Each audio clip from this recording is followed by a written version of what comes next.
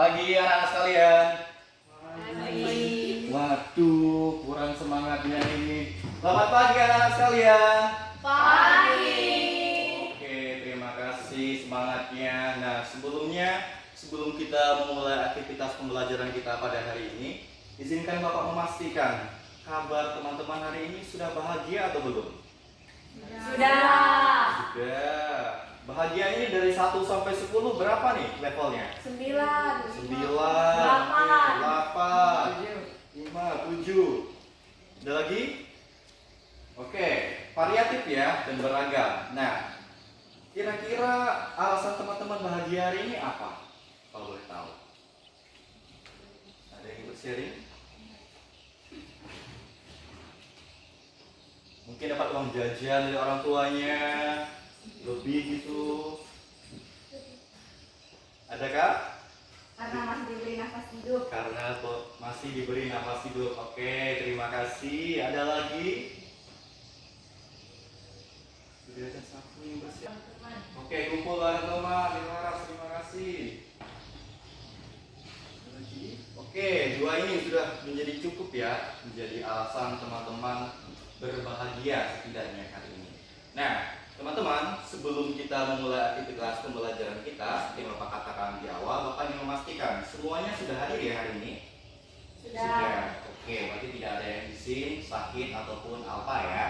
Nah, teman-teman, kita memulai pembelajaran kita di semester yang baru ini, yang mana sebelumnya kita telah libur, dan ini di tahun yang baru, harapannya teman-teman sungguh mampu energik, antusias, dan aktif juga dalam semester yang baru ini, di mana kita bersama-sama di kelas 9 akan memulai materi kita tentang sakramen perkawinan. Di mana di semester sebelumnya kita bersama-sama telah mempelajari 2 bagian sakramen. Kita bersama tahu bahwa ada 3 bagian sakramen, yang mana pertama adalah sakramen inisiasi, yang kedua ada sakramen penyembuhan, dan yang ketiga adalah sakramen persekutuan dan perutusan kehidupan. Nah, di semester yang baru ini kita memulai dengan bagian yang ketiga, yaitu sakramen persekutuan dan perutusan kehidupan, yang mana salah satunya yaitu terdiri dari sakramen perkawinan dan sakramen imamat.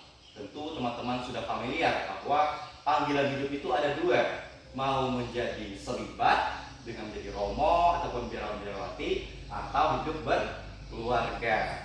Dan sakramen perkawinan adalah bagian dari hidup berkeluarga. Oke, sebelumnya kita perlu tahu dulu nih, apa tujuan pembelajaran kita pada hari ini. Karena kan agak omong kosong kalau kita belajar tapi nggak tahu tujuannya. Maka ada 3 tujuan yang dicapai di dalam pembelajaran pada hari ini. Yang pertama, teman-teman itu mampu menguraikan dan menyimpulkan konsep sakramen perkawinan gereja Katolik secara khususnya. Yang kedua, teman-teman mampu menyatakan pendapat dan merumuskan konsep sakramen perkawinan gereja Katolik. Dan yang ketiga, mampu untuk membuat doa serta menghasilkan karya berupa infografis terkait sakramen perkawinan. Nah, kita mulai. Kita akan melihat ataupun menilik pengalaman saat mengikuti acara pernikahan di gereja. Nah, maka dari itu Bapak ingin tanya lagi ke teman-teman. Apakah di sini ada yang sama sekali ataupun belum pernah mengikuti acara sakramen perkawinan di gereja? Oke, teman-teman, kalau teman-teman mengulik ataupun menilik soal pengalaman ketika mengikuti pemberkatan pernikahan perkawinan gereja Katolik, maka pertanyaannya adalah 1 kata tentang perkawinan gereja Katolik menurut teman-teman itu apa? Bahagia. Bahagia, oke. Terima kasih. Ada lagi? Mengharukan. Mengharukan, oke. Apakah masih ada atau cukup? Oke, 2 ya. Ada 2 kata tadi. Sakral. Sakral, oke. Terima kasih. Kita rangkum dulu. Ada 3 kata tadi. Sakral, mengharukan, dan bahagia. Oke, itu yang memang terbesit di hati teman-teman. Nah, sekarang maka kita mau lihat sebenarnya konsep perkawinan dalam gereja Katolik itu seperti apa sih? Maka kita akan melihat beberapa rumusannya melalui dasar kitab suci, ajaran gereja, dan juga rumusannya secara lengkap. Yang pertama dari rumusan kitab suci, itu salah satunya dari perikop Markus bab 10 ayat 1 sampai dengan 9, yang mana pada intinya merumuskan soal sifat perkawinan gereja Katolik, yang mana sifat perkawinan gereja Katolik itu monogami dan tak terceraikan. Dan kemudian dokumen Gereja Katolik sendiri telah berbicara banyak sekali soal perkawinan Gereja Katolik ini, yang mana ada Gaudium et Spes, Amoris Laetitia, kemudian juga beberapa Amoris Laetitia dari artikel 21 sampai dengan 74, yang mana semuanya ingin menegaskan bahwa perkawinan itu merupakan suatu tanda cinta kasih yang menandakan bahwa hubungan suami istri itu adalah bukti Allah sendiri yang mengasihi manusia dengan sehabis-habisnya. Sekarang kita akan melihat sedikit pengertian dari sakramen perkawinan, yang mana sakramen perkawinan adalah sakramen yang mempersatukan seorang pria dan seorang wanita. Sangat konyol bukan kalau menikah itu misalnya 2 pria 1 wanita, itu namanya poligandri, bukan monogami. Maka dari itu bertentangan dengan sifat perkawinan Gereja Katolik. Nah, kemudian ada beberapa tujuan yang dirumuskan dalam sakramen perkawinan Gereja Katolik. Ya. Nah, seperti yang sudah Bapak jelaskan tadi, sifat perkawinan Gereja Katolik ada 2, yang pada dasarnya itu monogami dan tak terceraikan. Dan yang ketiga adalah sakramental, yang mana itu menjadi tanda kehadiran Allah yang menyelamatkan. Jika teman-teman pernah membaca kitab Hosea itu secara eksplisit menggambarkan bagaimana kesetiaannya kepada istrinya yang telah tidak setia kepada Hosea. Dan itu menjadi simbol atau representasi bagaimana Allah juga selalu setia kepada umatnya. Maka konsekuensinya, jika seseorang memutuskan untuk hidup berkeluarga dan menerima sakramen perkawinan, dia harus setia sampai akhir hayat. Baik teman-teman, setelah melihat berbagai macam ancaman perkawinan tadi, menurut teman-teman, apa sih upaya untuk mencegah atau menyelesaikan dosa-dosa tadi? Ada yang berpendapat? Saya Pak, saling percaya. Baik, terima kasih Torres. Ada lagi yang berpendapat? Saya Pak, cukup dengan 1 pasangan dan tidak egois. Baik, terima kasih Laras atas tanggapannya. Ada lagi? Saya Pak, tidak melakukan kekerasan dalam rumah tangga. Baik, terima kasih Grace atas jawabannya. Ada lagi? Saya Pak, saya juga ingin menjawab. Ketika sedang ada masalah dengan pasangan, perlu diselesaikan secara baik-baik, karena yang diselesaikan itu masalah, bukan suatu hubungan. Oke, terima kasih Chelsea atas jawabannya. Ada lagi? Saya Pak, saya juga memiliki tanggapan akan hal tersebut. Saling mengerti dan komunikasi yang baik. Karena bukan hanya kita yang ingin dimengerti, melainkan pasangan kita juga.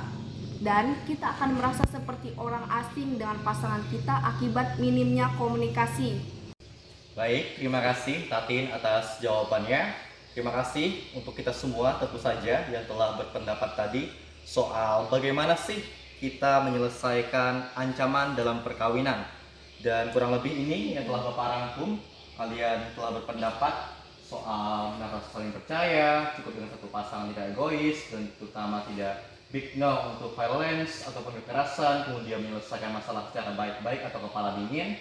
Karena ini quotes banget dari jawaban dari Chelsea. Karena yang harus diselesaikan masalah, bukan hubungannya. Wah, ini sangat-sangat menarik. Karena terkadang benar orang-orang fokus terhadap masalah itu sampai berpikir kayak, ya udahlah, berhenti aja cari yang baru. Padahal, seperti yang Chelsea katakan, kita penting sekali untuk menyelesaikan masalahnya, bukan hubungan dengan pasangan itu. Nah, terakhir jawaban dari Tatin tadi untuk pentingnya saling mengerti dan menjalin komunikasi yang baik. Mengapa saling mengerti dan menjalin komunikasi yang baik itu penting? Karena ada akibat yang tadi disampaikan tadi. Apa? Nanti renggang, nanti kering, nanti akhirnya nggak ada gairah lagi untuk ngechat atau fit call misalnya kan, untuk orang-orang yang LDR misalnya. Ataupun kalau tidak LDR pun, kalau namanya pasangan pasti kan bisa bertemu setiap hari. Kalau tidak ada komunikasi yang baik, itu tanda tanya besar sebenarnya. Bagaimana motivasinya ingin hidup berkeluarga tetapi di rumah ternyata tidak berkomunikasi. Nah, selanjutnya kita ingin membuat kesimpulan besar atas pertemuan kita pada hari ini. Nah, sekarang kita sampai kepada akhir dari pembelajaran kita, yang mana kita bersama-sama mau menyimpulkan Apa saja sih yang telah kita pelajari pada hari ini, terutama berkaitan dengan sakramen perkawinan? Kesimpulannya kurang lebih seperti ini. Ada 5 poin besar, yang mana kita belajar tentang pengertian dari sakramen perkawinan, tujuannya, sifatnya, ancaman, dan solusi atas ancaman tadi. Nah, supaya sedikit mengulik soal pemahaman kita tadi, kita telah melihat bahwa pengertian sakramen perkawinan itu merupakan rahmat dari Allah. Allah yang mempersatukan seorang pria dan seorang wanita menjadi satu daging, sehingga mereka nantinya berdampak kepada sifatnya tadi. Pernikahan itu haruslah monogami dan tak terceraikan. Dan kemudian ada beberapa tujuan tadi kalau dirumuskan dari tujuan perkawinan. Ada yang ingat tujuannya apa saja? Salah satunya misalnya tujuannya pendidikan dan kelahiran anak. Ya, tentu saja, karena kalau teman-teman mengikuti tren sekarang kan banyak orang-orang ataupun Gen Z menggaungkan ayo child free, tidak punya anak. Ya, memang punya alasan yang dapat dibilang rasional, tetapi dalam dogma gereja Katolik atau pandangan gereja Katolik sendiri itu sangat bertentangan, karena Allah sendiri menghendaki di dalam kitab Kejadian ada yang ingat, beranak cuculah dan bertambah banyak dan penuhilah bumi dan segala isinya. Itulah alasan mendasar kenapa child free itu bertentangan dengan dogma gereja Katolik. Nah, selain tadi pendidikan dan kelahiran anak, kira-kira yang mendasar kalau menurut teman-teman, misalnya teman-teman di sini ada yang memutuskan misalnya mau menikah kelakan atau mau jadi romo atau pada jadi mau suster ini? Oke, belum tahu ya, karena masih panjang perjalanannya, tidak apa-apa. Nah, kalau menurut teman-teman, kita berangan-angan aja ini. Jika teman-teman ingin berkeluarga, maka tujuannya salah satunya apa sih menurut teman-teman? Hidup bersama. Hidup bersama. Oke, hidup bersama ini demi apa sih? Yang paling sering digaungkan, hidup bersama itu untuk apa? Cinta. Oke, cinta. Demi apa? Ada yang lebih besar selain cinta? Apa? Cinta melahirkan Buah hati. buah hati. Oke, bisa. Selain itu, sudah ada yang berpendapat tadi bahagia. Ya, makanya tadi dirumuskan pentingnya ataupun tujuan dari sakramen perkawinan adalah kebersamaan seluruh hidup yang tentunya bahagia. Masa kalau misalnya sudah berpasangan malah bersungut-sungut atau bersedih-sedih? Tentu tidak kan? Yang teman-teman sudah saksikan dari pengalaman teman-teman ketika perkawinan gereja, orang lebih banyak tadi yang mengharukan, membahagiakan. Kenapa? Karena mungkin orang tersebut telah melalui perjalanan yang panjang, misalnya pacaran bertahun-tahun, akhirnya Tuhan menghendaki mereka mengucapkan janji suci di altar, dan itu membahagiakan tentu saja. Dan tentu banyak sekali tadi tujuan dari perkawinan. Nah, teman-teman juga sudah melihat tadi beberapa ancaman dari perkawinan di era sekarang ini, dan teman-teman juga telah mengajukan solusinya ataupun tanggapannya. Terima kasih atas hal itu. Dan kita sekarang akan mengakhiri pembelajaran kita, tapi sebelum itu Bapak ingin memberikan suatu peneguhan, yang mana Bapak kurang lebih menyampaikan seperti ini. Pada dasarnya kita semua dipanggil oleh Allah untuk menjadi kudus. Upaya mencapai kekudusan itu bisa dilakukan dengan menanggapi panggilan hidup berkeluarga atau panggilan khusus seperti menjadi imam ataupun biarawan biarawati. Nah, Allah memberikan kebebasan kepada kita. Manusia mau menanggapi undangan Allah dengan panggilan sebagai apa di kemudian hari. Dengan demikian, kuncinya di sini nih. Apa kuncinya? Pilihlah cintamu, cintailah pilihanmu. Dan dari itu, jika teman-teman kelak juga memutuskan apapun nanti panggilan hidupnya, entah berkeluarga ataupun selibat, maka yang paling utama itu adalah teman-teman memilih cinta teman-teman. Apakah cinta untuk menjadi abdi khusus Allah atau mau cinta kepada pasangannya. Oke, sampai di sini. Sebelum Bapak memberikan penugasan, adakah pertanyaan atau cukup pertemuan hari ini? Cukup. Oke, terima kasih. Nah, untuk penugasannya di rumah ada 2. Yang pertama, membuat doa berkaitan tentang sakramen perkawinan. Yang kedua, membuat infografis terkait konsep sakramen perkawinan yang telah kita pelajari pada hari ini. Jika mau ditambahkan referensi-referensi yang teman-teman temukan, silahkan, itu bebas saja. Baik, teman-teman, sebelum kita menutup pembelajaran kita pada hari ini, marilah kita menutupnya dengan berdoa. Siapa yang memimpin doa? Saya Pak Guru.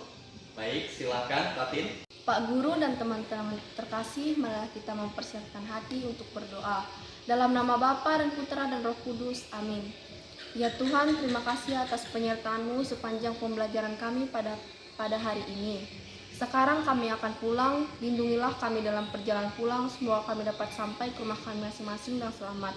Doa ini kami aturkan kepadamu dengan perantaran Kristus Tuhan kami.